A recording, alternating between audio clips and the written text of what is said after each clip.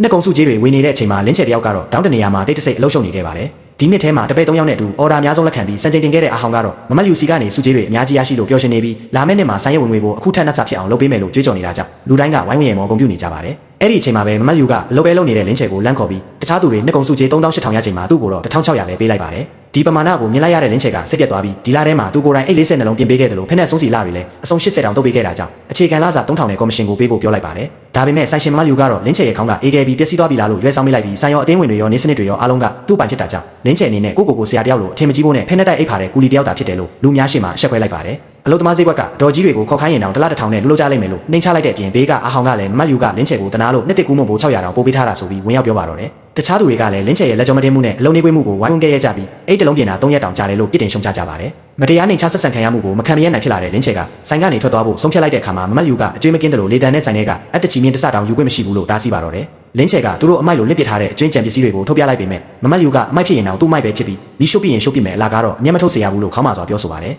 ်လင်းချေကစိတ်နာနာနဲ့ပစ္စည်း3မျိုးအတွက်ဝင်900ပေးပြီးအကျွေး20ပြန်အံဖို့ပြောကထိုနေရာကနေရုံထွက်ခဲ့ပါတယ်လင်းချေတယောက်အောက်ထပ်တီးတက်နေရတခုမှာစိုင်းတက်လေးဖွင့်လှစ်ဖို့ပြင်ဆင်နေချိန်မှာဘေးပတ်ဝန်းကျင်ကလူတွေကတော့ဒီနေရာကစိုးထိုင်းစအရမ်းများလုံးတာကြောင့်3ရက်အတွင်းမှာအိတ်တွေအလုံးမှုတက်ကုန်လိမ့်မယ်လို့ပြောနေကြပါတယ်ဒါပေမဲ့လင်းချေကတော့သူတက်မြောက်ထားတဲ့ပညာရက်ကိုပဲအာယုံစိုက်ပြီးဖက်နဲ့တွေအိတ်တွေကိုတေချာတုတ်တင်ပြင်ဆင်နေခဲ့ပါတယ်အဲ့ဒီအချိန်မှာပဲအမျိုးသမီးကြီးတဦးကနားတရှုံရှုံနဲ့ရောက်ရှိလာပြီးဒီနေရာမှာအိတ်ပြင်လို့ရမလားလို့လမ်းမေးပါတယ်လင်းချေကရပါတယ်လို့ယုံကြည်ချက်ရှိပြန်ဖြေလိုက်တဲ့အခါမှာအဆိုပါမျိုးသမီးကမြောက်ခန်းထဲမှာ3နှစ်လောက်ပြစ်ထားလို့ပျက်စီးနေတဲ့အိတ်အဟောင်းကြီးတစ်လုံးကိုထုတ်ပြပါတယ်အပေါ်ထက်ကနမေကြီးအစင်းမြင့်ဆိုင်ကိုတွားပြခဲ့တော့ကဆိုင်ရှင်မျိုးသမီးကကြည့်ုံတင်ကြည့်ပြီးပြင်လို့မရတော့ဘူးအမိုက်ပုံးနဲ့တာလွင့်ပစ်လိုက်တော့လို့ပြောခဲ့တာကြောင့်စိတ်ပြက်နေရကြောင်းရင်ဖွင့်လာပါတယ်ဒါဟာနှိမ်ချဆက်ဆံခံခဲ့ရတဲ့လင်းချေအတွက်တော့သူ့ရဲ့တကယ်လက်ရာစစ်အမှန်ကိုတက်တည်ပြပြီးအထက်ကလူတွေကိုအနိုင်ရဖို့အတွက်ရွှေရောင်ခွင့်ရေးတစ်ခုဖြစ်လာခဲ့ပါပြီအမျိုးသမီးကြီးရဲ့စိတ်ပြက်လက်ပြက်ရင်ဖွင့်ချက်ကိုနားထောင်ပြီးနောက်လင်းချေကအိတ်ကိုတေချာစစ်ဆေးပြီးဒီအိတ်ကိုပြင်လို့ရကြောင်းဒါပေမဲ့အချိန်တော့ပေးရမှာဖြစ်ပြီးအမြန်ဆုံးတစ်ပတ်လောက်ကြာလိမ့်မယ်လို့ယုံကြည်ချက်ရှိပြောလိုက်ပါတယ်ဒါကိုကြားတော့အမျိုးသမီးကြီးကမကြေမနက်နဲ့ဆိုင်ကြီးကဆရာတွေတောင်မပြင်နိုင်ဘူးပြောတာကိုမင်းလိုလူငယ်လေးကဘာလုပ်နိုင်မှာလဲဆိုပြီးအထင်သေးတဲ့လေတန်နဲ့ရွေးဆောင်ပြောဆိုပါတယ်တကယ်လို့ပြင်ရင်းနဲ့ပျက်စီးသွားရင်တပြားမှမပေးနိုင်ဘူးလို့လည်းကြိုတင်သတိပေးလိုက်ပါသေးတယ်လင်းချေကစိန်ခေါ်မှုကိုအေးဆေးစွာရင်ဆိုင်ပြီးတကယ်လို့မပြင်နိုင်ရင်တပြားမှမယူကြောင်းဒါပေမဲ့အကောင့်တိုင်းပြန်ပြင်ပေးနိုင်ရင်တော့လက်ခဝင်900ကျတဲ့မှာဖြစ်ကြောင်းပြက်ပြက်သားသားပြောလိုက်ပါ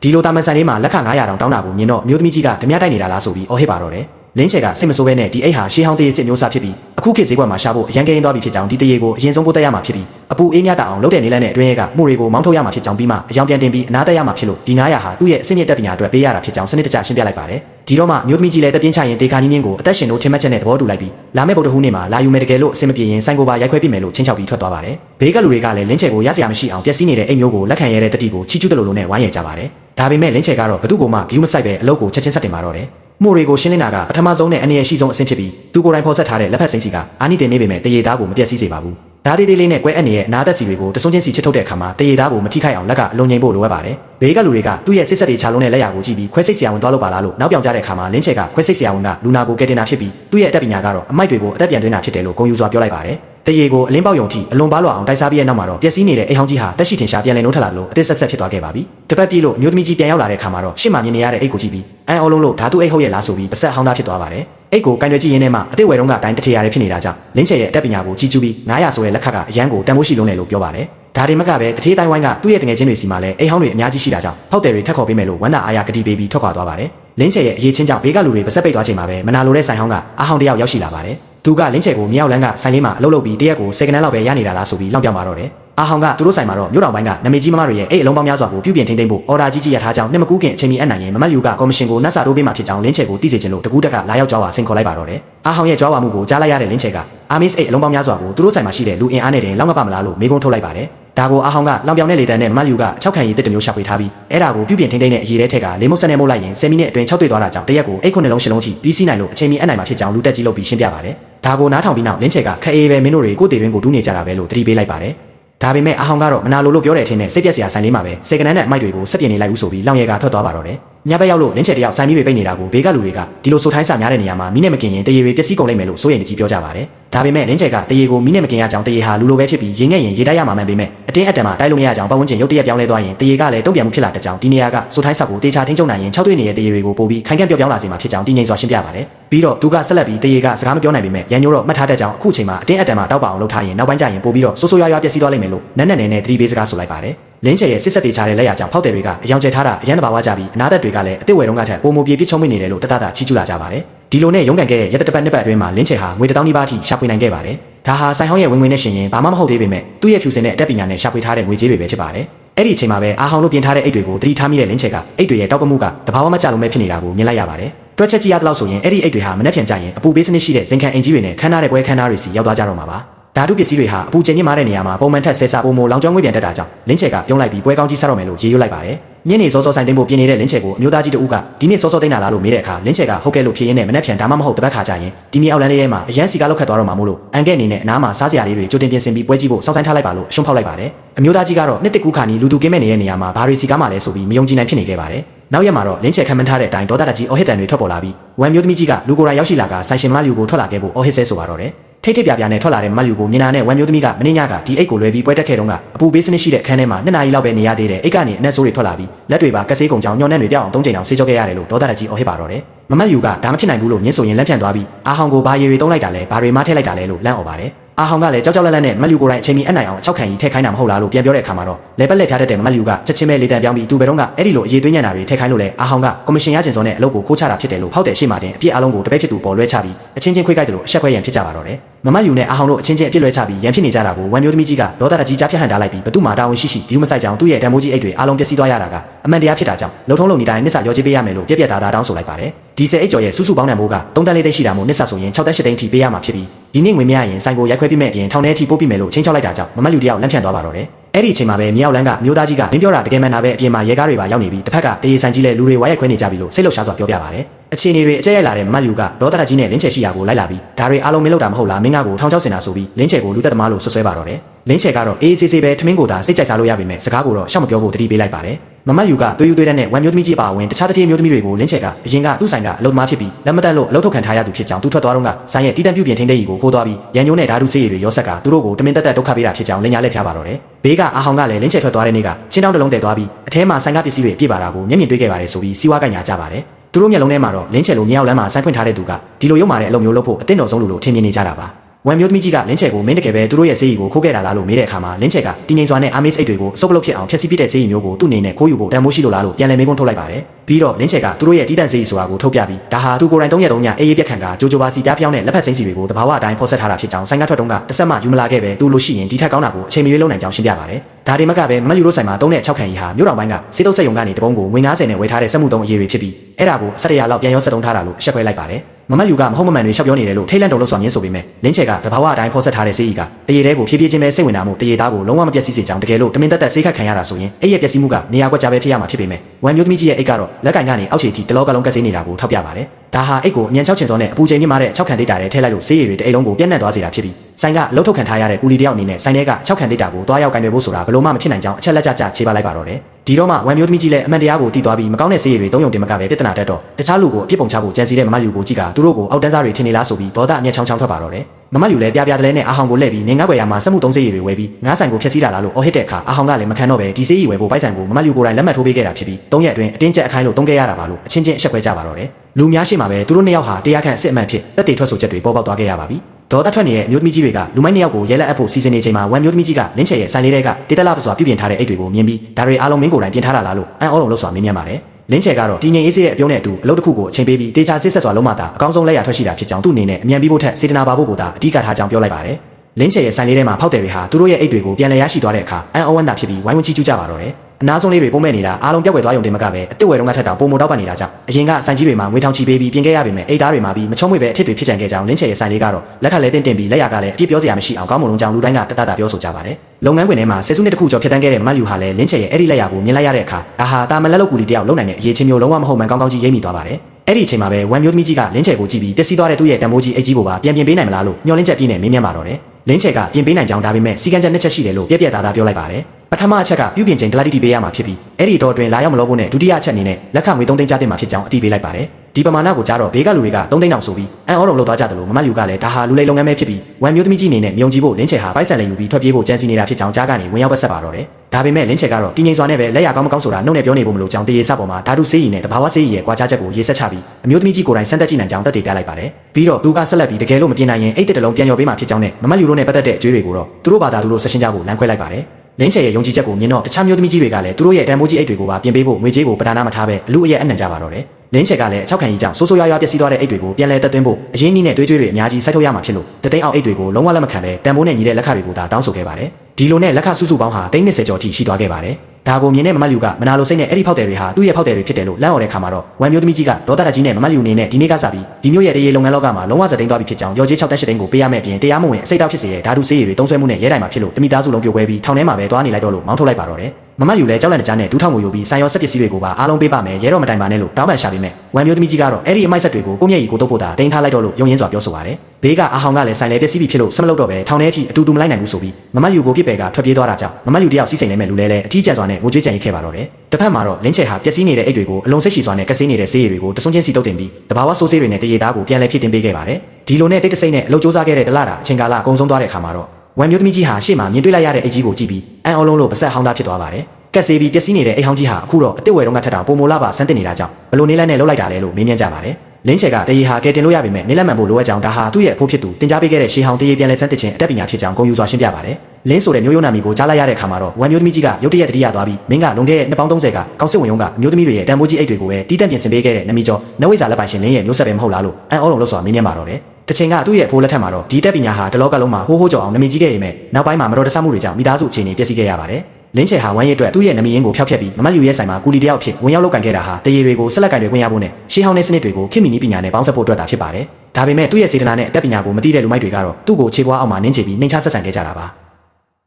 ါမြေရောက်လမ်းလေးတွေကဆိုင်ကန်းအိုလေးကိုပိတ်ပြီးတခြားတနေရာကိုပြောင်းရွှေ့ဖို့ပြင်ဆင်နေတဲ့လင်းချေကိုကြည့်ပြီးအမြဲတမ်းစောင့်ရှောက်ပေးခဲ့တဲ့အဖိုးအိုကလက်နှုတ်ဆက်ပါတယ်လင်းချေကလည်းဒီတော်တွင်စောင့်ရှောက်ပေးခဲ့တဲ့အတွက်ကျေးဇူးတင်ကြောင်းပြောတဲ့အခါအဖိုးအိုကရေမောပြီးမင်းကိုကြည့်ကြတဲ့ကတာမန်လူမဟုတ်မှန်းကသိပြီးသားပါလို့ဆိုပါတယ်ပြီးတော့မနေ့ကပဲယူနက်နဲ့အမျိုးသမီးတယောက်ရောက်လာပြီးမင်းရဲ့ဆိုင်ကုန်လေးရှိမှာအကြာကြီးငိုယိုသွားခဲ့တယ်လို့ပြောပြပါတယ်အဲ့ဒီအမျိုးသမီးကတော့တခြားသူမဟုတ်ပဲဘဝပြတ်သွားတဲ့ဆိုင်ရှင်ဟောင်းမမလူပဲဖြစ်ပါတယ်အဲ့ဒီအချိန်မှာပဲဒူမဟာတွေးယူတွေးတန်းနဲ့လင်းချေစီရောက်လာပြီးငိုယိုကသူမသွားခဲ့ကြောင်းလင်းချေအနေနဲ့ငွေတန်းချီရှာနိုင်ပြီးဆရာကြီးတယောက်ဖြစ်နေပြီမို့လို့သူ့ကိုငွေ3-5သိန်းလောက်ချေးပေးပြီးကဲတင်ပါဦးလို့ဒူးထောက်တောင်းမှရှာပါတယ်ကျွေးရှင်တွေကသူ့ကိုအသေးတက်တော့မဲ့ခြေနေမို့လို့အမားကိုတိပါပြီလို့ငိုယိုနေတဲ့မမလူကိုကြည့်ပြီးလင်းချေကအေးဆက်စွာပဲအရင်တုန်းကသူ့ကိုဖက်နဲ့တိုက်အိပ်ဖာတဲ့ကူလီတယောက်တာဖြစ်ပြီးကိုဆရာလို့အထင်မကြီးဖို့ပြောခဲ့တာတွေကိုမေ့သွားပြီလားလို့မေးခွန်းထုတ်လိုက်ပါတယ်မမလူကမျက်စိကမ်းပြီးလောဘစောတက်ခဲ့မိကြောင်းသူ့ဆိုင်မှာတနစ်တီခိုလုံခွင့်ပေးခဲ့တာကိုထောက်ထားပြီးခွင့်လွှတ်ပေးဖို့တောင်းပန်တဲ့အခါမှာတော့လင်းချေကအိုပြီးစိတ်နာသွားပါတယ်ဆိုင်မှာတစ်နှစ်လုံးအညစ်ပတ်ဆုံးနဲ့အပင်ပန်းဆုံးအလုပ်တွေကိုလုပ်ပေးခဲ့ပြီးဆိုင်ရဲ့အဓိကဆေးရည်ကိုပါဖော်ဆက်ပေးခဲ့တာကိုနှစ်ကုန်မှာငွေ1600ပဲပေးပြီးသူကိုယ်တိုင်ငွေစိုက်ဝယ်ထားတဲ့ပစ္စည်းတွေကိုပါအတန်မှတင်းကျင်ခဲ့တဲ့လောက်ရက်ကခိုလုံခွင့်ပေးတာလားလို့ဒေါသတကြီးမေးခွန်းထုတ်လိုက်ပါတယ်လင်းချေကမတ်လူဘွားပြရတာဟာသူ့လိုမဟုတ်ပဲကိုယ်တိုင်လောဘကြီးပြီးအခြေခံအသက်မွေးဝမ်းကြောင်းတိတ်ခါကိုပါဖျက်ဆီးခဲ့လို့ဖြစ်ကြောင်းမိမိလုပ်ခဲ့တဲ့ဝင်ကြွေးကိုမိမိဘာသာပြန်ပေးဆက်ရမှာဖြစ်လို့သူ့ရဲ့တန်ရှင်းတဲ့နေရာကိုလာပြီးမိဘစင်နဲ့လို့ပြက်ပြက်သားသားမောင်းထုတ်လိုက်ပါတော့တယ်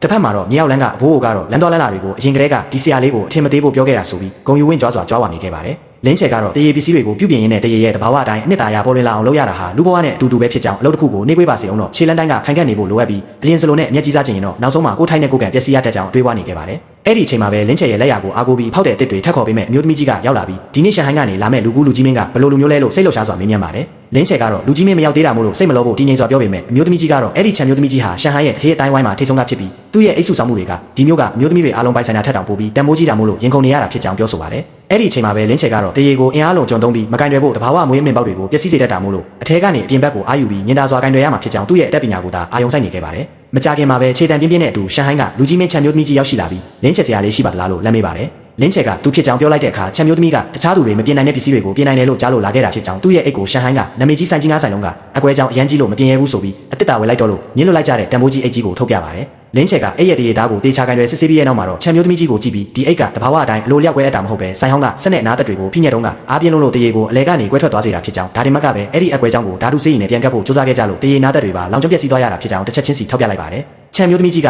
ဒါကိုလင်းချေမြင်ုံနဲ့တင်တိနိုင်တာကိုအံ့ဩသွားတဲ့အခါလင်းချေကမြင်နိုင်ုံနဲ့မရပဲပြင်နိုင်ဖို့ပါလိုအပ်ကြောင်းဒီတရေဟာရေငယ်မိကြောင်းအမျိုးသားရဲ့ဝမ်းပိုက်တာအနုစိတ်တရေစစ်ဖြစ်လို့ဈေးကွက်မှာရှာဖို့လွန်ခဲ့ရင်ကြောင်းဒါပေမဲ့သူ့စီမှာတော့လွန်ခဲ့တဲ့3နှစ်ကအင်တစ်တရေကုန်တဲ့စီကနေဝင်း2000ကျော်ပေးပြီးဝယ်ယူစုဆောင်းထားတဲ့တန်မိုးကြီးတရေစစ်တဆရှိနေကြောင်းပြောလိုက်ပါတယ်ဒါဟာရှန်ဟိုင်းကစိုင်ကြီးတွေတောင်လက်လျှော့ခဲ့ရတဲ့တန်မိုးကြီးအိတ်ကိုအသက်ပြန်သွင်းပြီးလင်းချေရဲ့နဝိဇာလက်ရာကိုတနိုင်ငံလုံးတည်အောင်တက်တည်ပြရမယ်အကြီးမားဆုံးစိန်ခေါ်မှုပွဲကြီးစတင်လိုက်တာပဲဖြစ်ပါတော့တယ်ချန်မျိုးသမီးကြီးကလင်းချေကိုကြည့်ပြီးအံ့ဩလုံးလို့ဆိုနေမင်းရဲ့အတိတ်ပဲကဒီတန်မိုးကြီးတရေစားနဲ့နားအိတ်ကိုပြန်ဖာပေးမလို့လားလို့မေးလိုက်ပါတယ်လင်းချေကတော့ယုံကြည်ချက်ပြည့်နဲ့ဒါဟာတာမန်ဖာထေးတာမျိုးမဟုတ်ပဲပျက်စီးနေတဲ့အကွဲကြောင်းနေရာကိုအဆအဆုံးအစားထိုးလဲပြစ်မှာဖြစ်ကြောင်းအဲ့ရဲ့တရေရေးကြောင်းကအစအယောင်ထိတဘာဝအတိုင်းထပ်တူကြအောင်လုပ်ပေးမှာမို့လို့တာမန်မျက်စိနဲ့လုံးဝကြည့်လို့မသိစေရဘူးလို့အာမခံလိုက်ပါတယ်ချန်မျိုးသမီးကြီးကဈေးနှုန်းကိုမေးတဲ့အခါလင်းချေကငွေ3,800ကြားတင်မယ်လို့ပြက်ပြက်သားသားပြောလိုက်ပါတယ်ဒီလိုဈေးကြီးပေးရတာကိုချန်မျိုးသမီးကြီးကတခုမှမစစ်ပဲချက်ချင်းပဲချက်လက်မှတ်ထုတ်ပေးလိုက်ပါတော့တယ်ဘေးကမျိုးသမီးကြီးကတော့ဒါကိုမြင်ပြီးအံ့ဩလုံးလို့ပါဆက်ဟောင်းသားဖြစ်သွားပြီး3,800ကိုဈေးတောင်စစ်ပဲပေးလိုက်တာလားလို့ရေရွမိပါတယ်လင်းချေကမျိုးသမီးကြီးကိုကြည့်ပြီးဖောက်တဲ့တယောက်ပေါ်လာနိုင်မဲ့အခွင့်အရေးအတွက်ငွေ2000ကျော်တဲ့တရေဆောက်ကို3နှစ်တိတိကြိုတင်ဝယ်ယူပြီးစိတ်ရှိလက်ရှိစောင့်ဆိုင်နိုင်တဲ့ဆရာတယောက်ရဲ့အတတ်ပညာအတွက်ဒီငွေ3,800ဆိုတာအရန်ကိုထိုက်တန်ကြောင်းရှင်းပြပါတယ်ချန်မျိုးသမီးကြီးကလည်းလင်းချေကိုကြည့်ပြီးဒီအိတ်ဟာသူ့မျိုးသားမကွဲလုံးခင်တစ်နှစ်ကပေးခဲ့တဲ့နောက်ဆုံးမွေးနေ့လက်ဆောင်ဖြစ်တာကြောင့်အိတ်လေးကိုမြင်ရင်အမျိုးသားဖြစ်သူဘေးနားကနေဘယ်တော့မှထွက်မသွားခဲ့တယ်လို့မျိုးအကောင့်တိုင်းပြန်ဖြစ်ချင်တယ်လို့ရင်းဖွင့်တောင်းဆိုလာပါတယ် လင်းချက်ကဂတိပေးလိုက်ပြီးဒီအိတ်ရဲ့တရေမျက်နှာပြင်ကတဘာဝအတိုင်းမှညို့ပြီးပြေးပြတဲ့အတွင်ပြင်ရှိနေတာကြောင့်ဘလို့ဓာတုဆေးကြီးမှသုံးလို့မရကြောင်းသုံးလိုက်ရင်တရေသားပျက်စီးသွားမှာဖြစ်လို့တရေတလက်မှချင်းစီကိုအနည်းဆုံးအချိန်20ထက်မနည်းလက်နဲ့ပဲအနုစိတ်ပုတ်တက်ပြင်ဆင်ရမှာဖြစ်ကြောင်းတွက်ချက်ပါတယ်ဒီလိုနဲ့လင်းချက်ဟာအိတ်တလုံးလုံးကို9ရက်တိုင်တိုင်အေးရပြက်ခံပြီးပြုပြင်ခဲ့ပါတယ်ဒါဟာသူ့ရဲ့အဖိုးတင် ကြားပေးခဲ့တဲ့ရှိုးဝက်ချက်ဖြစ်တဲ့တရေလွှာချင်းအစားထိုးဆက်ဆက်ခြင်းအတတ်ပညာပဲဖြစ်ပါတယ်တရေတရဲ့ပေါ်ရန်လွှာကိုအိတ်ဟောင်းပေါ်မှာအရေးကြောင်းအယောင်နဲ့အထူပါအလုံးထက်တူကြအောင်ပေါင်းဆက်ရတာဖြစ်ပြီးအထူဟာ3.3 မီလီမီတာထက်လုံးဝမကျော်လွန်စေရပါဘူးဘေးကမျိုးသမီးကြီးကလည်းလင်းချက်ရဲ့အနုစိတ်လှုပ်ရှားမှုကိုကြည့်ပြီးလက်တွေလုံးဝမတုံဖို့စိုးရိမ်ကြီးတတိပေးပါတယ်လင်းချက်ကလည်းအားဆိုင်မှုတူညီနေမှသာတရေထဲမှာလေပူဖောင်းတွေမထွက်မှာဖြစ်လို့အသက်ကိုအောင်ပြီးအာယုံဆိုင်နေခဲ့ပါတယ်နောက်ဆုံးဆင်းဖြစ်တဲ့ရောင်ဆက်တဲ့နေရာမှာတော့အဲ့ရဲ့လေဘိုပလဲဖြူရောင်ကနေဘေးနားသက်မီးခိုးနုရောင်ထိတဘာဝကြလင်းမောင်ပြောင်းလဲသွားဖို့တရက်တိတိအချိန်ယူပြီးဆက်ခဲ့ရပါတယ်တလားပြီလို့အိတ်ကိုလာယူတဲ့အခါမှာတော့ချန်မျိုးသမီးကြီးဟာမျက်ရည်တွေဝဲလာပြီးအိတ်လေးကိုပုတ်တက်ရင်းနဲ့သူ့မျိုးသားဆုံးပါသွားတဲ့နေ့ကဂတိအတိုင်းအခုတော့သူကောင်းကောင်းမွန်မွန်ရှင်းတန်းနေထိုင်နေပြီဖြစ်ကြောင်းအိတ်လေးကိုအကောင်းတိုင်းပြန်မြင်ရတဲ့အတွက်အမျိုးသားဖြစ်သူဘေးနားကိုပြန်ရောက်လာတယ်လို့ခံစားရလို့လင်းချက်ကိုအထူးပင်ကျေးဇူးတင်ကြောင်းပြောဆိုပါတယ်ပြီးတော့သူ့ရဲ့ဒီတန်ဖုံးနံပါတ်ပါတဲ့နမီကတ်ကိုပေးလိုက်ပြီးရှန်ဟိုင်းကအထေးတိုင်းဝိုင်းကမင်းထင်တာထက်ပိုပြီးကြက်ပြတ်နာမို့လို့ဒီထက်မကတဲ့အော်ဒါကြီးကြီးတွေကိုလက်ခံဖို့ပြင်ဆင်ထားလိုက်တော့လို့လမ်းဖွင့်ပေးခဲ့ပါတယ်ဒီနာမီကတ်ရဲ့တန်ဖိုးဟာအရင်ကဝမ်မျိုးသမီးကြီးပေးခဲ့တာထက်အဆက်တရမကပုံမိုလေးနဲ့လုံးလာပါတယ်ထိုနေ့ကစပြီးလင်းချက်စီကိုရှန်ဟိုင်းဘက်ကနေဟောင်ကောင်မှာစိုးစစ်ပျက်စီးသွားတဲ့မြစဲရောင်မိချောင်းတရေအိတ်တွေခွေးကိုက်လို့အပေါက်ဖြစ်သွားတဲ့တရေအိတ်တွေနဲ့အလှကုန်ရည်တွေဖိတ်ဆင်ပြီးဖောင်းကျပျက်စီးသွားတဲ့ဖွတ်တရေအိတ်တွေစတဲ့တန်ဖိုးကြီးအော်ဒါတွေဆက်တိုက်ရောက်ရှိလာပါတော့တယ်ပြုပြင်ကစုစုပေါင်းဟာ30ကနန်းကျော်ထိရှိလာခဲ့ပါတယ်ဒါပေမဲ့ဆိုင်မာလင်းချက်တယောက်တည်းသာရှိပြီးအိတ်တလုံးကိုအနည်းဆုံး15ရက်ကနေရက်20ထိအချိန်ယူရမှာဖြစ်တယ်လို့အချို့အဆင့်တွေကအဆက်မပြတ်လုပ်ရတာမို့လို့အော်ဒါ10ခုလုံးကိုမအိမ်မနေလို့ရင်တော့4လလောက်ကြာမြင့်မှာဖြစ်ပါတယ်ဘေးကမျိုးသမီးကြီးကလင်းချက်ကိုအလုပ်သမားတွေငှားရမ်းဖို့အကြံပေးတဲ့အခါလင်းချက်ကသူ့ရဲ့အဆင့်မြင့်တက်ပညာကိုအပြင်လူတွေမလုပ်နိုင်ကြောင်းညင်းဆိုပါတယ်ဒါပေမဲ့မျိုးသမီးကြီးကဖုံတုတ်တာတိုက်ချွတ်တာနဲ့စီတုတ်တာမျိုးတွေကိုအခုခေါ်ခိုင်းရင်လင်းချက်အနေနဲ့အိတ်တွေကိုပို့ပြီးအချိန်မီအနံ့နိုင်မှာဖြစ်လို့ဝင်ငွေလဲနှစ်ဆတိုးလာလိမ့်မယ်လို့အယောင်းဝယ်ဆန်ဆန်ရှင်းပြပါတယ်လင်းချက်ကတော့သူ့ရဲ့အဖိုးဖြစ်သူမှာကြားခဲ့တဲ့ဒီတက်ပညာဟာမျိုးနွယ်တွင်းတာလက်ဝက်လက်ဆင့်ကန်ရမှာဖြစ်ပြီးလူမားတင်ပြီးရင်မတင်ပေးတာထက်ပိုပြီးအနေအကြီးမတက်ကြောင်တပဲ့မွေးရင်တာသမီလိုသဘောထားပြီးတေချာရွေးချယ်ရမယ်လို့မှာခဲ့တာကိုတတိယကအချိန်ခိတာတောင်းခံလိုက်ပါတယ်နောက်ဆုံးမှာတော့လင်းချက်ကတပဲ့မွေးတာမျိုးမဟုတ်ပဲအခြေခံအလုပ်တွေကိုသာကူညီပေးမဲ့လက်ထောက်ဖြစ်အသက်23နှစ်အရွယ်ကောင်မလေးစုဝမ်ကိုအင်တာဗျူးခဲ့ပါတယ်ဘာကြောင့်ဒီအလုပ်ကိုရှောက်ထားရတာလဲလို့မေးလိုက်တဲ့အခါစုဝမ်ကလင်းချက်ပြန်ပြင်ထားတဲ့အိတ်တွေကိုမျက်မြင်တွေ့ခဲ့ရလို့ဖြစ်ကြောင်းသူ့မေရဲ့10နှစ်ကျော်တက်တန်းရှိတဲ့ every အိတ်ဟောင်းကြီးကိုစိုင်ကြီးတွေကဖျက်ဆီးပစ်ခဲ့ရမယ်လင်းချက်ကအကောင်းတိုင်းပြန်ပြင်ပေးခဲ့တာမို့လို့သူ့မေကအခုထိဂုဏ်ယူစွာနဲ့လွယ်နေုံတင်မကပဲတွေ့ရလူတိုင်းကိုလင်းချက်ရဲ့လက်ရအကြောင်းချီးမွမ်းကမ်းဖွင့်နေတာကြောင့်လင်းချက်စီမှာအလုပ်လုပ်ချင်တာဖြစ်ကြောင်းစိတ်အားထက်သန်စွာရင်ဖွင့်လာပါတော့တယ်လင်းချက်ကစုဝမ်ကိုစမ်းတက်တဲ့အနေနဲ့သူ့ဆိုင်မှာအလုပ်လုပ်ရတာဘာကိုဆိုလိုတယ်လဲဆိုတာသိရလားလို့မေးလိုက်ပါတယ်စုဝမ်ကလည်းအားလုံးကိုတီးထားပြီးသားဖြစ်ကြောင်းအကြံပန်းလုပ်ရမှာဖြစ်တယ်လို့ဖက်တိုက်အေးစေးတက်ချွေုံသာဖြစ်ပြီးအဓိကလက်ဝက်ချက်တက်ပညာတွေကိုတင်ယူခွင့်ရမှာမဟုတ်မှန်းသိတယ်လို့ဖြေပါတယ်ဒါဆိုရင်ရောလှုပ်ချင်သေးလားလို့ထပ်မေးတဲ့အခါစုဝမ်ကသူ့သားလုပ်ကိုတေချာစူးစမ်းလုပ်ပြရင်တနေ့နေ့မှာလင်းချက်ကသူ့ကိုအတက်ပညာတွေမလွဲမသွေတင်ပေးလိုက်မယ်လို့ယုံကြည်တာကြောင့်လှုပ်ချင်ပါတယ်လို့စိတ်ထက်သန်စွာဖြေကြားခဲ့ပါတယ်လင်းချက်ကစုဝမ်ရဲ့စိတ်တက်ကိုသဘောကျပြီးပြုံးကမနှက်ပြန်ကစားပြီးအလုပ်ဆင်းဖို့ခွင့်ပြုလိုက်ပါတယ်စုဝမ်ဟာတကယ်ကိုအလားအလာရှိတဲ့မျိုးဆက်တစ်ယောက်ဖြစ်ပြီးလက်ရည်တွက်လက်ယုံတင်မကပဲစိတ်လည်းအလုံးစစ်ဆက်တေချာတယ်လို့တရေရဲ့တဘာဝကိုလည်းဗီဇအရာကောင်းကောင်းနားလည်သူဖြစ်ပါတယ်လင်းချက်ကစုဝမ်ကိုတရေနုမျိုးစားတွေကိုကန်ရွယ်တဲ့အခါဈေးကွက်ထဲကဓာတုတန့်စင်ဆေးတွေတုံးရင်အယောင်လင်းပြီးဖောင်းကျပျက်စီးတတ်တာကြောင့်လုံးဝမတုံးဖို့နဲ့နွားနို့ကိုတုံးဖို့တင်ကြားပေးပါတယ်နွားနို့လို့ကြားလိုက်ရလို့စုဝမ်အံ့ဩသွားတဲ့အခါလင်းချက်ကအစီပြစ်ပါတဲ့နွားနို့ကိုရေနွေးနွေးနဲ့တက်အချိုးသုံးရောဆက်ပြီးနူးညံ့တဲ့ဗရက်လေးနဲ့တရေရဲ့အရေးကြောင်းတိုင်းညင်သာစွာပုတ်တိုက်ပေးဖို့နေလက်စနစ်ကိုလက်တွေ့ပြသခဲ့ပါတယ်စုဝမ်ကထိုနေတိုင်းလုပ်ကြည့်တဲ့အခါအိတ်ပေါ်ကအစွန်းထင်းတွေအားလုံးအံ့ဩစရာကောင်းလောက်အောင်ပြောက်ွယ်သွားပြီးတရေသားကလည်းပုံမနူးညံ့အိဆက်သွားတာကိုမြင်ပြီးဝမ်းသာအားရဖြစ်သွားပါတယ်လင်းချက်ကတရေနုဟာလူရည်ပြားနဲ့အတူတူပဲဖြစ်ပြီးနွားနို့မှာပါတဲ့အစီဓာတ်ကတရေကိုအာဟာရဖြစ်စေကစိုးစေးလွှာကိုလည်းမထိခိုက်စေကြောင်းဒါဟာအခုခေတ်စေကွက်မှာဘယ်သူမှမသုံးတော့တဲ့ရှေးဟောင်းပညာရဲ့ဖြစ်ကြောင်းရှင်းပြပါတယ်။စုဝမ်ကဒါဟာလက်ဝက်ချက်ပညာရဲ့လားလို့ဂုဏ်ယူစွာမေးတဲ့အခါလင်းချက်ကအခြေခံမြတာဖြစ်ပြီးနောက်ကျရင်ဒီထက်နဲ့နေတာတွေကိုနားလည်လာလိမ့်မယ်လို့ဆိုပါတယ်။လင်းချက်ကစုဝမ်ရဲ့လောဘမကြီးပဲစိတ်အေးလက်အေးနဲ့စစ်ဆက်နိုင်တဲ့အရေးချင်းကိုကြည့်ပြီးတစ်ချိန်ကသူ့ရဲ့ပုံစံလေးတိုင်းပြန်မြင်နေရတယ်လို့ခန်းစားနေရပါတယ်။ဖောက်တဲ့မျိုးသမီးရောက်လာပြီးလင်းချက်ရဲ့လက်ထောက်လေးကိုချီကျူးကတပည့်မွေးဖို့အကြံပေးတဲ့အခါလင်းချက်ကတော့ကန်တရားပေါ်မှာပဲမူတည်ပါတယ်လို့တင်းငိမ့်စွာဖြေကြားခဲ့ပါတယ်။ဒီနေ့မှာစုဝမ်ကတေးရေးစတဆကိုတက်ချုပ်ပြီးလင်းချက်ကိုလာပြတဲ့အခါလင်းချက်ကတေချာကြည့်ပြီး3.3 မီလီမီတာလောက်လိုအပ်တာထက်ပိုပါသွားတယ်လို့ထောက်ပြလိုက်ပါတယ်။စုဝမ်ကဒီလောက်သေးဖွဲလေးကိုမျက်စိနဲ့ကြည့်ုံနဲ့သိနိုင်တာလားလို့အံ့ဩသွားတဲ့အခါလင်းချက်ကအလုပ်ကိုနှစ်ပတ်ကြာအောင်လုပ်လာရင်လက်ကလိုလိုအတိုင်းအတာတစ်ခုဖြစ်သွားတဲ့ကြောင်ပြုံးပြီးပြောလိုက်ပါတယ်။ပြီးတော့အလင်းဖောက်ယုံထိပဲအတိအကျတိုက်ချုပ်ဖို့နဲ့အလင်းမြင်ရတာနဲ့ချက်ချင်းရက်ဖို့တေချာမှကြားပြီးပြန်လုပ်ခိုင်းပါတယ်။ဒီမြင်ကွင်းကလင်းချက်ကိုသူ့ဖိုးရဲ့စကားတွေကိုပြန်လည်တီးရစေခဲ့ပါတယ်။တချိန်ကဖိုးဖြစ်သူကလင်းမီသားစုရဲ့အတက်ပညာ30တိုင်တိုင်ကြော်ကြားခဲ့တာဟာလက်ရကောင်းယုံတင်မကပဲဘယ်တော့မှဖောက်တဲ့နဲ့အလုပ်ပေါ်မှာမလင်ညာမလဲဖျားခဲ့လို့ဖြစ်ကြောင်းတရေကစကားမပြောနိုင်ပေမဲ့ဆရာရဲ့ဓာတ်ချက်နဲ့ဗရက်ချက်တိုင်းကိုမှတ်မိနေတဲ့ကြောင်စေတနာထားရင်တောက်ပတဲ့လက်ရနဲ့ပြန်လည်ပေးဆက်မှာဖြစ်ပြီးအပေါ်ယံပြီးဆွဲလို့ရင်တော့အကွဲကြောင်းတွေနဲ့တစ္ဆာဖောက်လိုက်မယ်လို့ဆုံးမခဲ့တာဟာလင်းချက်အတွက်တော့ဘဝရဲ့အကြီးမားဆုံးလမ်းညွှန်ချက်ပဲဖြစ်ပါတယ်။အဲ့ဒီအချိန်မှာပဲစစ်ဖက်နဲ့တန်ပြင်းပြင်းနဲ့အတူအချိန်ဝါကြီးမားတဲ့လူတစုဆိုင်တွေကိုဝင်ရောက်လာပြီးမင်းကလင်းချက်လားလို့လေတံမာမာနဲ့မေးမြန်းပါတယ်။လင်းချက်ကတင်းငိမ့်စွာနဲ့ဟုတ်ပါတယ်ဘာကိစ္စရှိလို့လဲလို့ပြန်မေးလိုက်တဲ့အခါထိုလူကတရေအိတ်ဟောင်းကြီးတစ်လုံးကိုထုတ်ပြပါတယ်။ထိုအိတ်ပေါ်မှာထူးခြားဆန်းပြတဲ့တစိမ့်မှတ်သားတစ်ခုထုနေထားတာကိုမြင်လိုက်ရတဲ့လင်းချက်ဟာရုတ်တရက်အံ့ဩသွားပြီးဒါဟာသူ့ဖိုးရဲ့မှတ်တမ်းစာအုပ်ထဲမှာပဲတွေ့ဘူးတဲ့နိုင်ငံတော်အဆင့်အတိမတ်ပြုတစိမ့်မှတ်သားဖြစ်နေတာကိုသတိပြုမိသွားပါတယ်။လင်းချက်ကတင်ကအစိုးရဌာနကလူလားလို့မေးလိုက်ပါတယ်။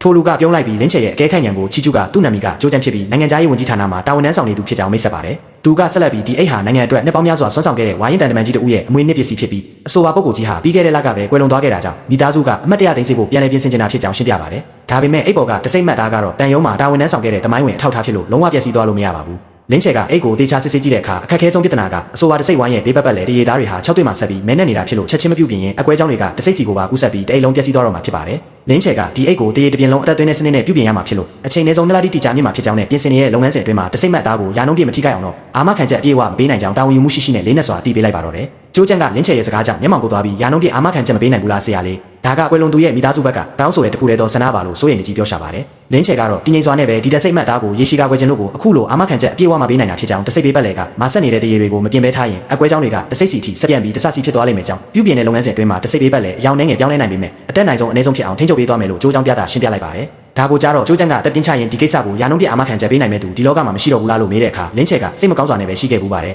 ယ်ဒါပေမဲ့အဲ့ဒီလူကဒီလောကမှာမရှိတော့ပါဘူးကဘာပေါ်မှာဒီလုတ်ကိုအာမခံရတာသူ့ရဲ့ဖိုးတယောက်ပဲရှိခဲ့တာပါလို့ယဉ်ဖွင့်ပါတယ်လင်းချက်ရဲ့ရိုးသားမှုနဲ့အရေးချင်းကိုယုံကြည်သွားတဲ့ကျိုးချန်ကကောင်းပါပြီဒါဆိုရင်ဆရာလေးပဲတာဝန်ယူပေးပါလက်ခဘယ်လောက်ကြတင်မလဲလို့မေးပါတော့တယ်လင်းချက်ကအိတ်ပေါ်ကထူးခြားတဲ့နိုင်ငံတော်တစိတ်ကိုကြည့်ပြီးဒီအိတ်အတွက်ပြုပြင်ကလုံးဝမယူပါဘူးဘာလို့လဲဆိုတော့တိုင်းပြည်အတွက်စွမ်းဆောင်ခဲ့တဲ့ဒီလိုတစိတ်မျိုးအတွက်အလုပ်လုပ်ပေးရတာငွေကြေးနဲ့မဖြတ်ချင်လို့ပါလို့ပြက်ပြက်သားသားညှင်းပယ်လိုက်ပါတယ်ကျိုးချန်လည်းလင်းချက်ရဲ့မုံမြတ်တဲ့စိတ်ထားကိုလေးစားသွားပြီးကွယ်လွန်သူရဲ့မိသားစုကိုစားလိုက်လိုက်လဲလဲကျေးဇူးတင်စကားဆိုခဲ့ပါတယ်လူကြီးမင်းပြန်သွားတဲ့အခါလက်ထောက်စုဝမ်းကအန်အော်တော်လှုပ်ဆောင်တဲ့လင်းချက်ကိုအစိုးရပိုင်းကလူကြီးမင်းတွေကိုပါတိတာလားလို့မေးပါတယ်လင်းချက်ကသူကတော့မတိပါဘူးဒါပေမဲ့သူ့ရဲ့အဖိုးကတော့တီးခဲ့တာဖြစ်ကြောင်းလင်းမိသားစုရဲ့အတတ်ပညာဟာအိတ်တွေကိုပြင်ယုံတင်မကပဲအဲ့ဒီအိတ်တွေရဲ့နောက်ွယ်ကတမိုင်းကြောင်းနဲ့တန်မိုးတွေကိုပါပြန်လည်ပြုပြင်ပေးတာဖြစ်ကြောင်းဂုဏ်ယူစွာပြောပြပါတယ်သူတို့ဟာဓာတုဆေးရည်တွေသုံးပြီးတရေကိုအတင်းအတန်မှပျော့ပြောင်းအောင်မလုပ်ပဲရှေးဟောင်းတဲ့စနစ်အတိုင်းတင့်တော်တဲ့အပူချိန်နဲ့စိုးထိုင်းစပ်ကိုသုံးပြီးအိုမင်းရော်နေရဲ့တရေသားကိုဖြည်းဖြည်းချင်းပြန်လည်နှိုးထလာအောင်ဆက်ရှိလက်ရှိလှုပ်ဆောင်နေခဲ့ပါတယ်ဒါပေမဲ့အလုံးလုံးနေရင်းနဲ့မှရုတ်တရက်လင်းချက်လမ်းဖြန့်သွားပြီးချက်ချင်းပဲအိတ်ကိုစစ်ဆေးပါတော့တယ်တရေကိုရှေးဟောင်းနည်းနဲ့အပူပေးနှွေးထွေးစေခြင်းလုပ်တဲ့အခါမှာအစိုးဆုံးကအပူချိန်ရုတ်တရက်ပြောင်းလဲသွားတာဖြစ်ပြီးပုံမှန်ထက်3ဒီဂရီလောက်ပဲမြင့်သွားပါစေလို့တော့တနာရီမပြည့်တဲ့အချိန်တွင်းမှာတရေရဲ့အတွင်းပိုင်းတိစောက်ပုံကိုပျက်စီးသွားစေနိုင်ပါတယ်အခြေအနေကိုကြည့်ပြီးထိတ်လန့်နေတဲ့စူဝမ်ကဘာဖြစ်လို့လဲလို့မေးတဲ့အခါလင်းချက်ကစစ်ပြက်စွာနဲ့အပူထိန်းစနစ်ပြတ်သွားလို့အိတ်ကအပူချိန်အလွန်ကြုံခံလိုက်ရပြီလို့ဖြေပါတယ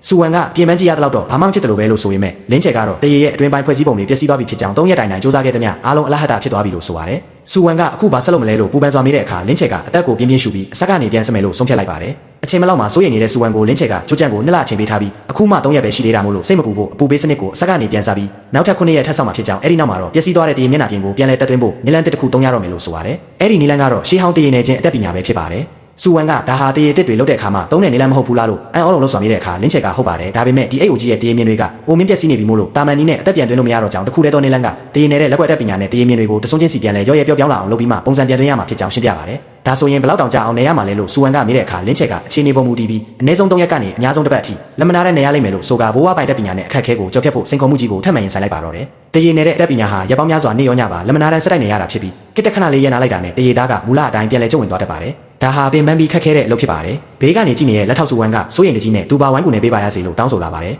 ဒါကိုကြတော့လင်းချက်ကခေါင်းခါပြပြီးမင်းလုပ်လို့မရဘူးဒီအလုပ်ကခွန်အားရှိုံနဲ့တင်လုပ်လို့ရတာမဟုတ်ပဲလက်ဖျားရဲ့အထီးတွေကအဓိကကြတာဖြစ်ကြောင်းအနည်းမြန်နဲ့အလေးပေါ်အားလုံးကလက်ချောင်းထိပ်လေးတွေပေါ်မှာပဲမူတည်နေပြီးနည်းနည်းလေးမိုင်းသွားတာနဲ့တရေတပြင်းလုံးအဖက်ဆယ်မရအောင်ပျက်စီးသွားနိုင်ကြောင်းရှင်းပြပါတယ်ပြီးတော့လင်းချက်ကသူကိုယ်တိုင်ဒီတက်ပညာကိုသင်ယူခဲ့တော့က3လတိတိအသေးအတန်လေ့ကျင့်ခဲ့ရပြီးလက်နှစ်ဖက်လုံးပေါင်းမလုံးကြီးတွေလိုဖူးရောက်နေလို့ထမင်းစားရင်တောင်တရုတ်နယ်နဲ့ချောင်းကိုမကင်နိုင်ခဲ့တဲ့အထိပင်ပန်းခဲ့ရတာကိုပြန်လည်ပြောပြပါတယ်စူဝမ်ကတော့မျက်လုံးတွေမှာအယောင်တောက်လာပြီးဘလောက်ပဲဆင်းရဲပင်ပန်းပါစေမကြောက်ပါဘူးသူ့ကိုတင်ပေးပါလို့ထပ်မံတောင်းပန်ပါတယ်လင်းချက်ကတင်းငိမ့်စွာနဲ့တင်ပေးလို့ရကြောင်းဒါပေမဲ့တေချာစဉ်းစားဖို့ဒီတက်ပညာကိုတက်မြောက်သွားရင်တာမန်လက်ထောက်တယောက်မဟုတ်တော့ပဲလက်မှုပညာရှင်တယောက်ဖြစ်သွားမှာမို့လို့နောက်ထမ်းဆောင်ရမယ့်တာဝန်တွေကအခုထက်အစတပါးမကပုံမိုလေးနဲ့သွားလိမ့်မယ်လို့တတိပေးပါတယ်စူဝမ်ကတေချာစဉ်းစားပြီးဖြစ်ကြောင်းယုံကြည်ချက်ရှိဖြစ်လိုက်တာကြောင့်လင်းချက်ကတရေစားတစကိုပေးပြီးသူစိတ်တိုင်းကြတဲ့အထိအရင်ဆုံးနေခိုင်းပါတော့တယ်တနေ့လုံးနေပြီးနောက်မောဟိုက်နေတဲ့စူဝမ်ကလင်းချက်ကိုလာပြတဲ့အခါလင်းချက်ကမနက်ပိုင်းထက်အများကြီးတိုးတက်လာပေမဲ့လိုအပ်ချက်တွေအများကြီးရှိသေးကြောင်းထောက်ပြပါတယ်အားဆိုင်မှုမညီမျှတာကြောင့်အချို့နေရာတွေကအနယ်လုံးပြီးပြော့အိနေတယ်လို့အချို့နေရာတွေကတော့အထီးအတွေ့မရှိပဲမဆက်နေသေးတာကြောင့်ဒီနာပါဆက်လက်နေဖို့နဲ့တပြင်းလုံးရဲ့အထူပါအပြော့မှာအားလုံးတညီတညွတ်တည်းဖြစ်သွားတဲ့အထိလှုပ်ဖို့ခိုင်းလိုက်ပါတယ်ဒီမြင်ကွင်းကလင်းချက်ကိုငယ်ငယ်တုန်းကဖိုးဖြစ်သူကသူ့ကိုတရေနေခိုင်းပြီးနာကျင်လားလို့မေးခဲ့တာကိုတတိယစေပါတယ်ထိုစဉ်ကသူကနာကျင်နေရက်ချင်တယ်လို့ဖြေခဲ့ပေမဲ့အဖိုးဖြစ်သူကလက်မှုပညာရှင်ဆိုတာဒီလက်နှစ်ဖက်ကိုပဲအားကိုးရတာမို့လို့ဘယ်တော့မှရှမပေးရဲဆက်လုပ်ရမယ်လို့ဆုံးမခဲ့ပူပါတယ်နောက်ဆုံးမှာစူဝမ်ကဝမ်းသာအားရနဲ့အောင်မြင်ပြီးလို့အော်ဟစ်ကအိတ်ကိုလာပြပါတယ်တကယ်ပဲအထူပါညီညာပြီးအရေးကြောင်းတွေထင်ရှားနေတာကိုမြင်ပေမဲ့လင်းချက်ကဘသူကမင်းကိုရက်ခိုင်းလို့လဲလို့လေတံမာနဲ့မေးလိုက်ပါတယ်စူဝမ်ကအားလုံးတညီတညွတ်တည်းဖြစ်အောင်နေခိုင်းလို့ပြီးသွားပြီမဟုတ်လားလို့မေးတဲ့အခါလင်းချက်ကသူပြောတာကသူစိတ်တန်းကြတဲ့အထိလှုပ်ခိုင်းတာဖြစ်ကြောင်းရှင်းပြပါတယ်လင်းချက်ကတရေစကိုယူပြီးလက်ညှိပြလိုက်တဲ့အခါစက္ကန့်ပိုင်းတွင်မူလပုံစံအတိုင်းပြန်မဖြစ်ပဲအရေးကြောင်းတွေထင်ကျန်နေတာကိုထောက်ပြပြီးတကယ်တရေနဲ့တက်ပညာစစ်ကညီညာယုံတင်မကပဲပြန်လည်ရုံးကန်နိုင်စွမ်းရှိရမှာဖြစ်ကြောင်းစူဝမ်နဲ့လိုက်တဲ့တရေစကတော့တရေမြင်တွေပြတ်တောက်သွားပြီမို့လို့အဖက်ဆယ်မရတော့ကြောင်းပြောကအတစ်တဆနဲ့အဆက်ကနေပြန်လှုပ်ခိုင်းပါတယ်ဒါပေမဲ့လင်းချက်ကစိတ်ထဲကနေတော့ဒီမျိုးသမီးလေးကတော့တကယ်ကိုအောင်မြင်မဲ့သူပဲလို့ချီးကျူးနေခဲ့ပါတယ်ဒီလိုနဲ့ရပောင်းများစွာအထုတ်ခဲ့ပြီးနောက်မှာတော့နိုင်ငံခြားရေးဝန်ကြီးဌာနကအိတ်အိုကြီးရဲ့မာဆက်နေရဲ့အစိပ်ပိုင်းတွေကစတင်ပြီးပြောင်းပွားလာခဲ့ပါတယ်ဒါပေမဲ့လင်းချက်ကဒါဟာအစပဲရှိသေးကြောင်းခက်ခဲဆုံးအဆင့်ဖြစ်တဲ့တရေချင်းဆက်ဆက်စားထိုးခြင်းကိုစတင်ရတော့မှာဖြစ်ကြောင်းဆိုပါတယ်လင်းချက်ကတရေအစ်စ်ကိုတစိမ့်မှတ်သားပေါ်မှာတိုက်ရိုက်သွားကလို့မရကြောင်းကလိုက်ရင်တစိမ့်ရဲ့ဒီနေရာနဲ့ပုံတန်ထန်ပျက်စီးသွားမှာဖြစ်လို့တရေရဲ့အတွင်းပိုင်းလွှာတွေကိုအနုစိတ်မြုံနှံထည့်သွင်းရမယ်အလွှာထက်နီးစနစ်ကိုသုံးရမှာဖြစ်ကြောင်းရှင်းပြပါတယ်ဒါဟာအတွင်းပိုင်းကနေမာဆက်မှုကိုထောက်ခံပေးထားပြီးအပြင်ပိုင်းကကြည့်ရင်တော့ဘာမှရုံမြထင်ကြမှာမဟုတ်ပါဘူးဒီနီလန်ကအဖိုးရဲ့မှတ်တမ်းထဲမှာပဲပါဝင်ပြီးလင်းချက်ကိုယ်တိုင်လည်းလက်တွေ့မလုပ်ဘူးတလောက်ရှားပါလုံးနဲ့လက်ကွက်ဖြစ်ပါတယ်လင်းချက်ဟာအသက်ကိုပြင်းပြင်းရှူပြီးတရားလုံးအာယုံဆိုင်ကအလုပ်လုပ်ခဲ့ပါတယ်နောက်ရက်မနေ့ပိုင်းမှာတော့အိတ်ကြီးဟာမူလအတိုင်းတမိုင်းဝင်တစိမ့်မှတ်အသားလည်းမပြည့်စည်ပဲဘေးပတ်ပတ်လည်းတရေတွေပါအသစ်ဆက်ဆက်တိုင်းပြန်လဲတောက်ပလာခဲ့ပါပြီ စူဝမ်ကအန်အော်ရုံလောက်စွာနဲ့ချီးကျူးတဲ့အခါလင်းချက်ကဒါဟာသူတော်လို့မဟုတ်ပဲအဖိုးဖြစ်သူခြံထားခဲ့တဲ့ရှေးဟောင်းတက်ပညာဖြစ်ကြောင်းနှိမ့်ချစွာဆိုလိုက်ပါတယ်ပြီးနောက်လင်းချက်ကဖုန်းကိုကောက်ကင်လိုက်ပြီးလူကြီးမင်းကျိုးချက်စီကိုအိပ်ပြုတ်ပြင်ပြီးသွားပြီဖြစ်လို့အချိန်မရွေးလာရောက်ထုတ်ယူနိုင်ပြီဖြစ်ကြောင်းယုံကြည်ချက်ပြည့်နဲ့အကြောင်းကြားလိုက်ပါတော့တယ်ဖုန်းထဲကနေကျိုးချန်ကအန်အော်ရုံလောက်စွာနဲ့နှစ်လကြာမယ်ဆိုပြီးအခုမှရပိုင်းပဲရှိသေးတာကိုဘာလို့ဒီလောက်မြန်မြန်ပြီးသွားတာလဲလို့မေးလိုက်ပါတယ်လင်းချေကတော့အလုပ်ကိုအရှင်းညစ်ပြီးအချိန်မီပြီးအောင်လုပ်ပေးလိုက်တာဖြစ်ကြောင်းနဲ့ဘယ်ချိန်လာယူမလဲလို့မေးတဲ့အခါကျိုးချန်ကမနေ့ကမနေ့ပိုင်းမှာလာခဲ့မယ်လို့ဖြေလိုက်ပါတယ်နောက်ရက်မနေ့မှာတော့ကျိုးချန်နဲ့အတူအချိန်ဝါကြီးမားလာတဲ့တက်ကြီးရွယ်ကိုပုဂ္ဂိုလ်ကြီးတဦးဆိုင်ထဲကိုဝင်ရောက်လာပါတယ်ထိုလူကြီးမင်းကအိတ်ကိုတေချာကန်တွေကြည့်ရှုရင်းနဲ့ဒီနေရာကိုတကယ်ပဲပြင်ထားတာလားလို့မယုံနိုင်အောင်မေးမြန်းပါတယ်လင်းချက်ကတရေသားမှာဆက်ပြီးပျက်စီးနေတာကိုရှေးဟောင်းတဲ့စနစ်နဲ့အတွင်းပိုင်းကနေအားဖြစ်ထောက်ကန်ပေးထားပြီးအပေါ်ရန်မျက်နှာပြင်ကိုတော့မူလအတိုင်းမပျက်စီးအောင်ထိန်းသိမ်းပေးထားကြောင်းစနစ်တကျရှင်းပြလိုက်ပါတယ်ထိုအခါလူကြီးမင်းကလင်းချက်ကိုစူးစိုက်ကြည့်ပြီးမင်းမျိုးရိုးကလင်းလာလင်းရွှန်ရှမ်းနဲ့ဘာတော်လဲလို့မေးပါတော့တယ်လင်းချက်ကလင်းရွှန်ရှမ်းဆိုတာသူ့ရဲ့အဖိုးရင်းဖြစ်ကြောင်းဖြေလိုက်တဲ့အခါမှာတော့လူကြီးမင်းကဘေးကကျိုးချန်ကိုအပြင်ခက်တက်ထွက်ပေးဖို့လမ်းပြောလိုက်ပါတယ်လူကြီးမင်းကတိတ်ကိုပြန်ပြောင်းတရိယာရင်လွန်ခဲ့တဲ့နှစ်ပေါင်း30ကသူတန်ရုံးမှာတာဝန်ထမ်းဆောင်စင်တုန်းက15နှစ်ကျော်တုန်းကဲလို့ရစရာမရှိအောင်ပျက်စီးနေတဲ့ရုံးတုံးအိတ်ကြီးတစ်လုံးကိုပြင်ဖို့လင်းရွှန်ရှမ်းစီကိုတွားခဲ့ဘူးကြောင်းရင်းဖွင့်လာပါတယ်အဲ့ဒီတုန်းကရှန်ဟိုင်းတစ်မျိုးလုံးမှာအဖိုးဖြစ်သူထက်လက်ရကောင်းတဲ့သူမရှိဘူးလို့ကြော်ကြားခဲ့တယ်လို့အဖိုးရဲ့ဆိုင်လေးကလည်းအခုလင်းချဲရဲ့ဆိုင်ထက်တောင်ပိုပြီးတင်းငယ်စုပ်ပြတ်ခဲ့ပါတယ်ဒါပေမဲ့လင်းရွှန်ရှမ်းရဲ့လက်ရကတော့သူ့ဘဝတစ်လျှောက်လုံးမှာမြင်ဘူးသမျှလက်မှုပညာရှင်တွေရဲ့မှာအကောင်းဆုံးဖြစ်ပြီးဘယ်သူမှမရှင်းနိုင်ပါဘူးအဲ့ဒီတုန်းကအဖိုးဖြစ်သူကအိတ်ကိုရက်ပေါင်း40ကြာအောင်ပြင်ပေးခဲ့ပြီးအိတ်လာယူတဲ့နေ့မှာသူပြောခဲ့တဲ့အိတ်ကတော့ပျက်စီးခြင်းပျက်စီးပါစေပေါ်ကနိုင်ငံတော်တစ်စိတ်ကတော့လုံးဝပျက်စီးမခံနိုင်ဘူးဆိုတဲ့စကားကိုဒီနေ့အထိမေးလို့မရတော့ကြောင်းပြောဆိုပါတယ်ဒါတင်မကပဲအဖိုးကွယ်လုံးတဲ့နေ့ကသူကိုယ်တိုင်တွားရောက်နှုတ်ဆက်ခဲ့တုန်းကအဖိုးကသူ့မှာသူ့မွေရထားတဲ့မြေးလေးတစ်ယောက်ရှိကြောင်းနောက်နောက်အကူအညီလိုရင်လိုက်ရှာဖို့မှာကြားခဲ့ကြောင်းပြောပြပါတယ်အခုပြင်ပေးလိုက်တဲ့အိတ်ဟာလည်းနိုင်ငံသားမှာနှစ်ပေါင်း30ကျော်တာဝန်ထမ်းဆောင်ပြီးကွယ်လွန်သွားခဲ့တဲ့သူ့ရဲ့လုပ်ဖော်ကိုင်ဖက်ဝါရင်တန်တမန်ကြီးရဲ့တခုတည်းသောအမွေနှစ်ဖြစ်ပြီးမြေးဖြစ်သူအတွက်အမတ်တရားချန်ထားခဲ့ခြင်းလို့လာပြင်တာဖြစ်တာကြောင့်အခုလိုအကောင်းတိုင်းပြန်ဖြစ်အောင်ဖန်တီးပေးတဲ့လင်းချေကိုအထူးပင်ကျေးဇူးတင်ကြောင်းဆိုပါတယ်ပြီးနောက်ကွယ်လွန်သူရဲ့မိသားစုကပေးလိုက်တဲ့ငွေကြေးမြောက်များကိုကမ်းပေးပါတယ်ဒါပေမဲ့လင်းချေကတော့ခေါင်းကညှစ်ဆန်လိုက်ပြီးသူစကားတဲကပြောခဲ့တဲ့အတိုင်းဒီလိုနိုင်ငံတော်တစ်စိတ်ပါတယ်တမိုင်းဝင်အိမ်မျိုးအတွက်အလုပ်လုပ်ပေးရတာငွေကြေးမယူပါဘူးလို့ပြက်ပြက်သားသားညှင်းပယ်လိုက်ပါတယ်လူကြီးမင်းကလင်းချေကိုကြည့်ပြီးပြုံးကမင်းကတော့မင်းရဲ့အဖိုးတိုင်းတပုံစံနဲ့ပဲလို့ချီးကျူးပြီးအိတ်ကိုဂုံယူစွာနဲ့တဲဆောင်သွားပါတော့တယ်သူတို့ထွက်သွားတဲ့အခါဘေးကနေအကုန်ကြားနေရတဲ့လက်ထောက်စုဝမ်ကဆရာလေးကိုကြည့်ပြီးအန်အော်ရုံလို့စွာနဲ့ငွေနဲ့တိန်းတောင်ရမှာကိုလုံးဝမယူဘူးလားလို့မေးပါတယ်လင်းချေကတော့အလုပ်ကိုဆက်လုပ်ရင်းနဲ့လူလောကမှာငွေကြေးထပ်ပိုးပြီးတန်ဖိုးရှိတဲ့အရာတွေအများကြီးရှိတယ်လို့အေးဆေးစွာပဲဆိုလိုက်ပါတယ်ဒီဖြစ်ပျက်တွေဟာလူမှုကွန်ရက်ပေါ်မှာဟိုးဟိုးကြော်အောင်နာမည်ကြီးသွားခဲ့ပြီးလင်းချေရဲ့ဆိုင်လေးကြောင့်ဗီဒီယိုတွေဟာကြည့်ရှုသူတန်းချီကတနိုင်ငံလုံးကလူတွေကဒီဆိုင်ရဲ့လိပ်စာကိုအလူအယက်စုံစမ်းကြပါတော့တယ်ဆရာလေးရဲ့လက်ရာကိုအားကိုးပြီးနေရာအနှံ့ပြားကတတိတွေဟာတန်ဖိုးကြီးကားမျိုးစုံနဲ့လင်းချေရဲ့ဆိုင်လေးစီကိုအိမ်မျိုးစုံယူဆောင်ပြီးနေ့စဉ်ရက်ဆက်ရောက်ရှိလာကြပါတယ်လင်းချေရဲ့ပြုပြင်ခါဟာလည်းတလောကလုံးမှာအမြင့်ဆုံးဖြစ်တတိန်ခွဲကနေအထက်ကိုသာအနှိမ့်ဆုံးသတ်မှတ်ပြီးလက်ခံခဲ့ပါတော့တယ်ဒီနေ့မှာတော့ဖောက်တဲ့တယောက်ကပျက်စီးနေတဲ့အိမ်ဟောင်းကြီးတစ်လုံးကိုလာချပြီးဒါကိုပြင်လို့မရဘူးလားလို့မေးပါတယ်လင်းချေကအိတ်ကိုတေချာကြည့်ပြီးပြင်လို့တော့ရပါတယ်ဒါပေမဲ့ပြင်လိုက်ရမယ့်လက်ခနဲ့ကုန်ကြစရိတ်ကအိတ်တစ်လုံးပြန်ဝယ်တာထက်တောင်ပိုပြီးဈေးကြီးသွားမှာမို့လို့ဖောက်တဲ့အတွက်မတန်မှာမို့လို့မပြင်တာပိုကောင်းပါတယ်လို့စီးပွားရေးသမားဆန်ဆန်မဟုတ်ပဲစေတနာပြည့်နဲ့ရိုးသားစွာကြံပေးလိုက်ပါတော့တယ်ဒါဟာလောဘနောက်ကိုမလိုက်ပဲမိမိရဲ့အသက်မွေးဝမ်းကြောင်းတိတ်ခါကိုအမြဲတမ်းတန်ဖိုးထားတတ်တဲ့နဝိဇ္ဇာလက်ပိုင်ရှင်လင်းချေရဲ့စစ်မှန်တဲ့လက်မှုပညာရှင်စိတ်ဓာတ်ပဲဖြစ်ပါတော့တယ်အိတ်ကိုလာအပ်တဲ့ဖောက်တဲ့ကအန်အော်သွားပြီးဒါဆိုဒီအိတ်ကိုစက်ပြင်စရာမလိုတော့ဘူးလားလို့မေးတဲ့အခါလင်းချေကဟုတ်ကဲ့ပြင်စရာမလိုပါဘူးလို့ပြက်ပြက်သားသားညှင်းပယ်လိုက်ပါတယ်ဘာဖြစ်လို့လဲလို့ထပ်မေးလာတဲ့အခါမှာတော့လင်းချက်ကခအေးပဲဒီအိတ်ကအတူဖြစ်နေလို့ပါအတူကိုပြင်နေရင်ငွေကုန်ရတာပဲအဖက်တင်လိုက်မယ်လို့ပွင့်လင်းစွာပြောလိုက်ပါတယ်ဖောက်တယ်ထွက်သွားတဲ့အခါလက်ထောက်စုဝမ်ကအနားကိုတိုးလာပြီးဆရာလေးနေနဲ့အတူမှန်ဘလုံးမျိုးမျက်စိတမိတ်အတွင်းသိနိုင်တာလဲလို့အားကြမတ်တက်မင်းမြန်းပါတယ်လင်းချက်ကတရေသားလည်းမဟုတ်ဘူးအမွနာသက်တွေကအချုပ်လိုင်းတွေနဲ့ဘေးပတ်ပတ်လဲတုတ်ထားတဲ့စီတွေကအစအလုံးလွဲမနေကြောင်းအစ်စ်တွေကိုနေ့တိုင်းအများကြီးကန်တွေကြည့်ရှုဖို့ရဲ့အတွက်အတူကတော့လက်နဲ့ထိလိုက်တာနဲ့ချက်ချင်းတိတာနေကြောင်းရှင်းပြပါတယ်စုဝမ်ကစိတ်လှုပ်ရှားစွာနဲ့ဒါဆိုသူကဘယ်တော့လောက်ကြမှအစ်စ်နဲ့အတူကိုအာယုံခံနိုင်မလဲလို့မေးတဲ့အခါလင်းချက်ကအေးဆေးစွာပဲမင်းနေနဲ့အစ်စ်အမှန်အိတ်လုံးပေါင်း1000ကျော်လောက်ကိုကိုယ်တိုင်ကန်တွေနေနေဘူးတဲ့အချိန်ကျရင်အလိုလိုတက်မြောက်သွားလိမ့်မယ်လို့ပြောလိုက်ပါတယ်ဆိုင်လေးရဲ့နမီကတနိုင်ငံလုံးမှာဟိုးဟိုးကြော်အောင်မြင်လာတာကြောင့်စုဝမ်ကဆရာလေးကိုဆိုင်ခွဲတွေအများကြီးထပ်တိုးချက်ဖွင့်လျင်မကောင်းဘူးလားလို့စီးပွားရေးမြင်တဲ့အကြံပြုလာပါတယ်ဒါပေမဲ့လင်းချေကတော့ဆိုင်တစ်ဆိုင်လူနှစ်ယောက်ရှိရင်တင်လုံလောက်ပါပြီလို့ညင်းပယ်လိုက်ပါတယ်သူကဆက်လက်ပြီးတကယ်လက်ရစစ်စစ်ဆိုတာအချိန်ကာလရဲ့တိုက်စားမှုတွေကြားထဲကနေတဘာဝအတိုင်းထွက်ပေါ်လာတဲ့နှစ်တာယာဖြစ်ပြီးဘလို့ဓာတုဆေးမျိုးနဲ့မှအတူလုပ်လို့မရတယ်လို့ပဲဆက်ပစ္စည်းနဲ့မှလည်းအစားထိုးလို့မရကြောင်းဒါဟာလူတစ်ယောက်ကမိမိရဲ့လက်နှစ်ဖက်နဲ့နှလုံးသားတစ်စုံကိုအရင်ပြုပြီးတဆုံးချင်းစီစစ်ဆက်တွေချစွာထုစစ်ပုံဖော်ရတာဖြစ်ကြောင်းလေးနဲ့စွာဆိုလိုက်ပါတယ်ဒါဟာတစ်ချိန်ကအဖို့ဖြစ်သူဆုံးမခဲ့တယ်လို့ပဲတရေဟာဟောင်းနှမ်းသွားတာကိုမကြောက်ရပဲအလင်းစလုံးနဲ့အတင်းအတန်မှတောက်ပအောင်လုံးမိမှာကိုသာကြောက်ရမှာဖြစ်ကြောင်းနဲ့လူဘဝရဲ့ရှောက်လန်းမှုကလည်းအိတ်တွေကိုပြုပြင်ရတယ်လို့ပဲအချိန်နဲ့အမျှစိတ်အေးလက်အေးနဲ့အခြေခံအောင်စူးစမ်းသွားရမှာဖြစ်တယ်လို့ဆုံးမလိုက်ပါတယ်ဒီစကားကတော့လောဘနောက်ကိုမလိုက်ပဲမိမိရဲ့စစ်မှန်တဲ့အတတ်ပညာနဲ့ဖြူစင်တဲ့စေနာကိုသာအရင်တည်ပြီးဘဝကိုအောင်မြင်စွာတိဆောက်သွားခဲ့တဲ့နဝိဇ္ဇာလက်ပိုင်ရှင်လင်းချေရဲ့ဇာတင်ခမ်းပဲဖြစ်ပါတော့တယ်